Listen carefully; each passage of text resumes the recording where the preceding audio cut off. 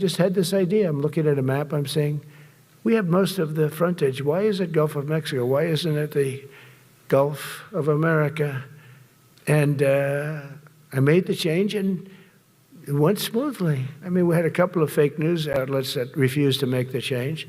And then one of them, AP, took us to court, and we won. And the judge, who was a somewhat liberal judge, said, the name is the Gulf of America, because AP refused to call it the Gulf of America. They wrote, they're not a good outfit, by the way. They call it the Gulf of Mexico. I said, no, the Gulf of America is the name. And the judge actually said that, in fact, you can't even go into the room because what you're doing is not appropriate. The name is the Gulf of America. Google Maps changed the name. Everybody did, but AP wouldn't. And then we won in court. How about that? Isn't that so cool?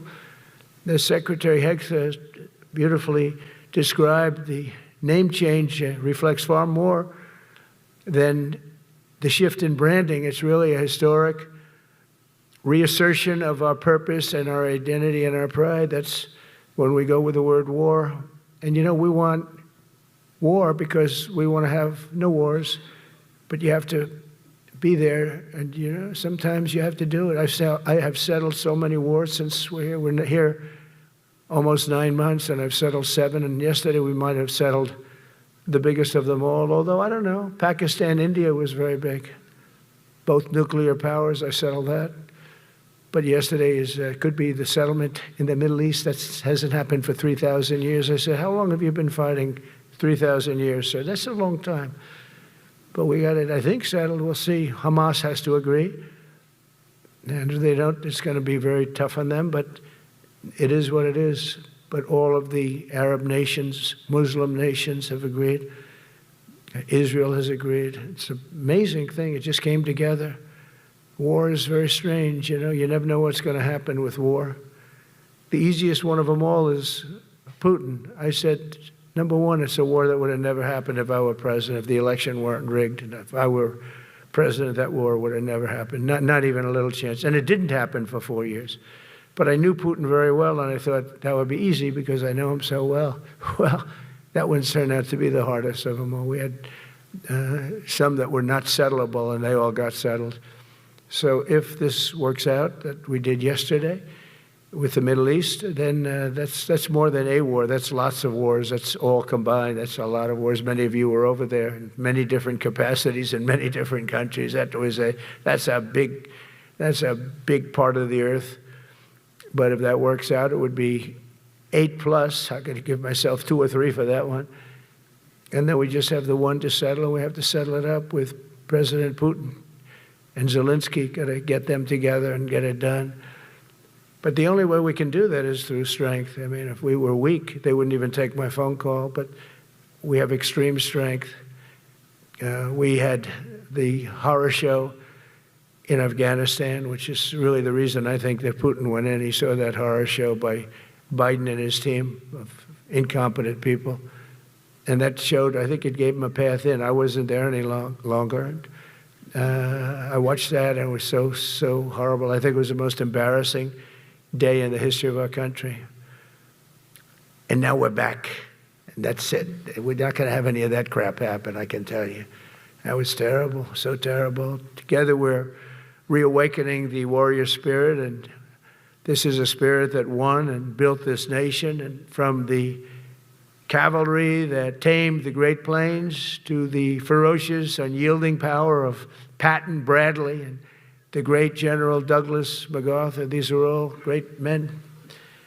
In this effort, we're a team, and so my message to you is very simple. I am with you, I support you, and as president, I have your backs 100%. You'll never see me even waver a little bit. It's the way it is. And that includes our great police officers and firemen and all of these people that are doing so well. Together over the next few years, we're going to make our military stronger, tougher, faster, fiercer, and more powerful than it has ever been before. I rebuilt our nuclear, as you probably know, but we'll upgrade that also and just hope we never have to use it. We have to hope we never have to use it because the power of that is so incredible. I see things, I don't think they'd show it to you. I really wouldn't want them to show it to you. But when you see the result of what's left, you never want to use that. Never, never, ever. We were a little bit threatened by Russia recently, and I sent a submarine, nuclear submarine, the most lethal weapon ever made. Number one, you can't detect it. There's no way. We're 25 years ahead of Russia and China in submarines. Russia's actually second in submarines. China's third, but they're coming up. They're coming up. They're way lower in nuclear too, but in 5 years they'll be equal. They're coming up. And you don't have to be that good with nuclear. You could have 1/20th what you have now and still do the damage. That would be, that'd be so horrendous. But I announced that, based on his mention of nuclear, and it was really a stupid person that works for him mentioned the word nuclear, I moved a submarine or two, I won't say about the two, over to the coast of Russia, just to be careful, because we can't let people throw around that word. I call it the N word. There are two N words, and you can't use either of them. You can't use either of them. And frankly, if it does get to use, we have more than anybody else. We have better, we have newer, but it's something we don't ever want to even have to think about. But when somebody mentions it, that submarine started immediately thereafter. And it's just lurking, but I'm sure we're not going to have to use it. But it's an amazing, it's undetectable, totally. Ours is, theirs isn't. Theirs are totally detectable. We can detect them easily. We go right to the spot.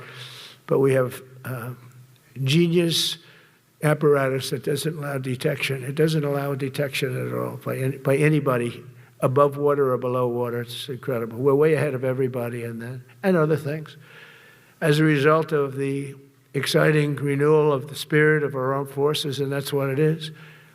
It's really reaching that spirit, unprecedented heights. Over the past 8 months, new enlistments, I'm so proud of this, have surged to record highs, the highest we've ever had. And we used to have recruiting shortages. If you remember, about a year and a half ago, I was at the beginning stage of a campaign, and things came out that you couldn't get people to join the armed forces. And by the way, the police also. Fire department. I always put the fire department in because they're great. They're great. And I got 95% of their vote, too. That helps. When you get 95% of their vote, you always have to mention them. But they're great. And they're brave in our inner cities, which we're going to be talking about, because it's a big part of war now. It's a big part of war. But the firemen go up in ladders, and you have people shooting at them while they're up in ladders. I don't even know if anybody heard that. And I said, don't talk about it much, but I think you have to. Our firemen are incredible. They're up in one of these ladders that goes way up to the sky, rescuing people, and you have animals shooting at them, shooting bullets at firemen that are way up in death territory. You fall off that ladder, it's over. It's over. They don't even have to inspect you when you hit the ground. And you have people shooting bullets at them in some of these inner cities. We're not going to let that happen. So I always mention the firemen because that's actually a big problem we have. And they are unbelievable. Like you, they're unbelievable people. For the first time on record in 2025, the Navy, Air Force, and Space Force all met or surpassed their recruiting goals 3 months early. That never happened before. And the Army did even better.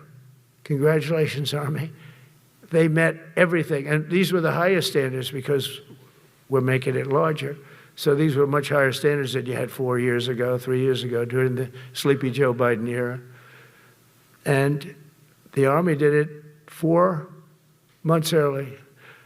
And you remember, a year and a half ago, they said the big stories that we're way behind with the Army, Air Force, the Navy, the Marines, we're way behind, Coast Guard, and even Space Force. I love Space Force because that was my creation. You know, when you create something, I love it. And the people we put in there were good. I got that right. We put in great people initially, and we've really dominated. We really dominate in that sphere now.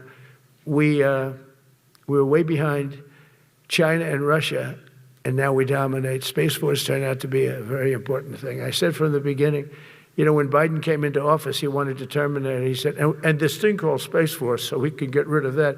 And he got hammered by the people in this room for even suggesting it, because it's very important, one of the most important. And as time goes by, it'll get more and more important. But we're now at 106% of our recruiting targets for the year, and that's the best in far more than a generation. And for the Marines, morale is so strong that the Marine Corps will meet its 2026 retention targets before the end of October, which never happens. And that's the earliest it's ever happened in the history of our country.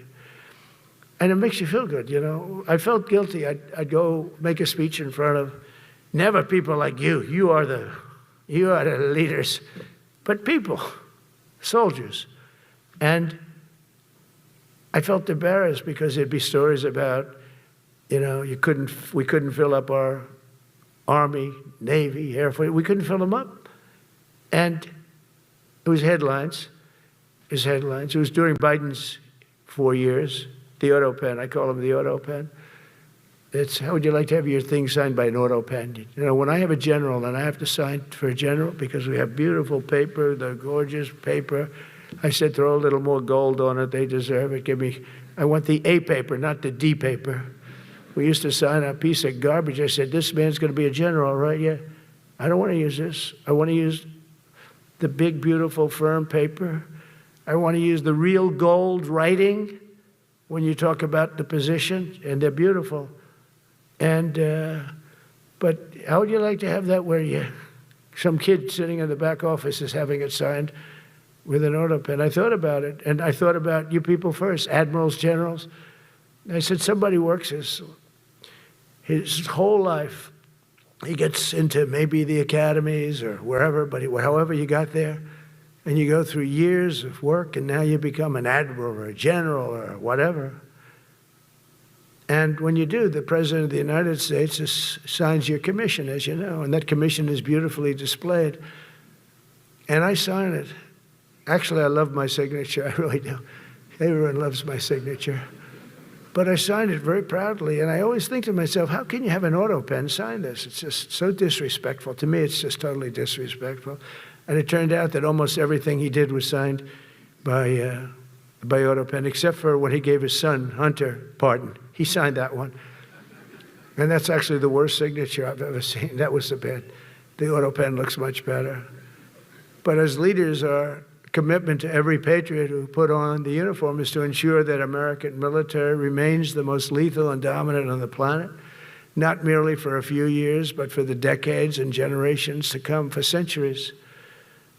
We must be so strong that no nation will dare challenge us, so powerful that no enemy will dare threaten us, and so capable that no adversary can even think about beating us.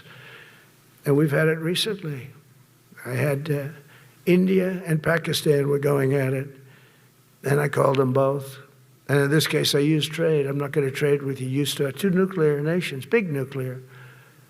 And no, you cannot do that. I said, yes, I can. You go into this frickin' war that I'm hearing about. You know, actually, they just shot down 7 planes. 7 planes, it was starting. There's a lot of bad blood. And I said, you do this, there's not going to be any trade. And I stopped the war. It was raging for 4 days, but that was just the beginning.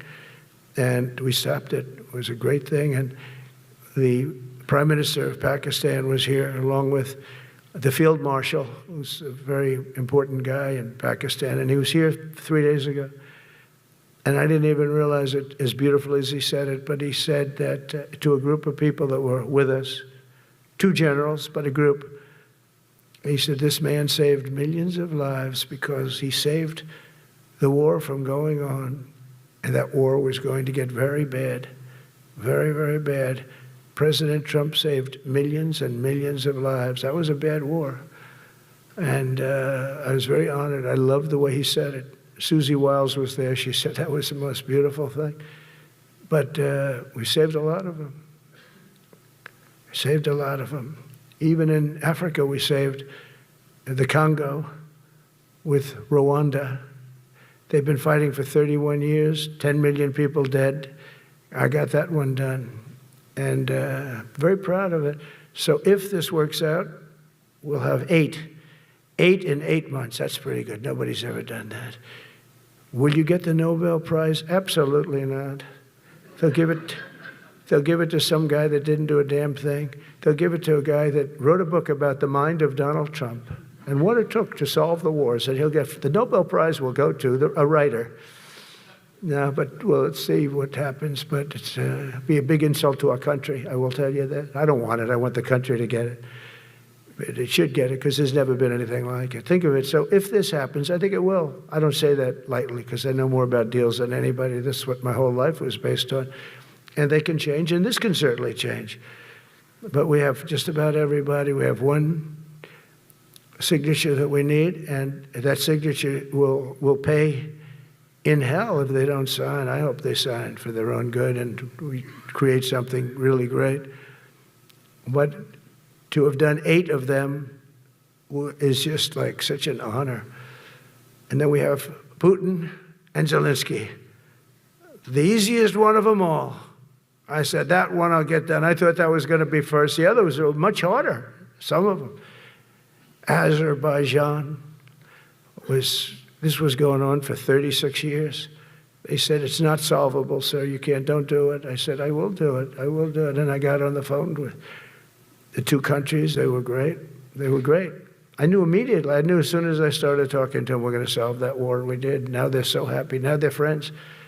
One said he's been president for 32 years, 22 years. He said, for 22 years, I did nothing but kill his people. They were in the room together at the Oval Office.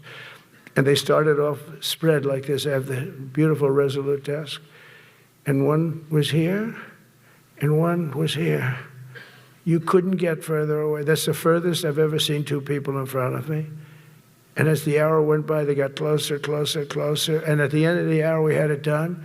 And they hugged and hugged and hugged. And I said, that's so nice, and you're going to remain friends. And I spoke to them, one of them the other day. He said, no, he's now my friend. But for 22 years, he's been the head of Azerbaijan for 22 years. And the other guy, great guy too, 7. And that war, that was a war that was not solvable. He said for 7 years. The other one said for 22 years. All I did was kill his people. That's all I've done. I said, well, we're going to put a stop to that. So we solved that. So it's a great thing. It's a great feeling. You're saving Kosovo and Serbia. You're saving so many lives doing this if you can do it. But our people deserve nothing less than the very best, and we're never going to let them down. And if we can solve wars instead of you having to fight wars, wouldn't that be wonderful, right? Wouldn't that be wonderful? That's why one of the first executive orders I signed upon taking office was to restore the principle of merit. That's the most important word, other than the word tariff. I love tariffs. Most beautiful word. But I'm not allowed to say that anymore. I said tariff is my favorite word. I love the word tariff. We're becoming rich as hell. We have a big case in front of the Supreme Court, but I can't imagine, because this is what other nations have done to us. And we have, great legal grounds and all, but you still have a case. It would be very bad if something happened. But I said, my favorite word in the English dictionary is the word tariff. And people thought that was strange. And the fake news came over and they really hit me hard on it. They said, what about love? What about religion? What about God? What about wife, family? I got killed when I said tariff is my favorite word. So I changed it. It's now my 5th favorite word. And I'm okay with that. I'm okay with that. But they hit me hard. But it is. When you look at, we've taken in trillions of dollars. We're rich again. And there'll never be, when we finish this out, there'll never be any wealth like what we have. Other countries were taking advantage of us for years and years. You know that better than anybody. And now we're treating them fairly. But the money coming in is, we've never seen anything like it. The other day, they had $31 billion that they found, $31 billion. So we found $31 billion, and we're not sure from where it came. A gentleman came in, a financial guy. I said, well, what does that mean? He said, we don't know where it came. I said, check the tariff shelf. No, sir, the tariffs haven't started in that sector yet. I said, yes, they have. They started 7 weeks ago. Check it. Comes back 20 minutes later. Sir, you're right. It came from tariffs. 31 billion. That's enough to buy a lot of battleships, Admiral, to use an old term.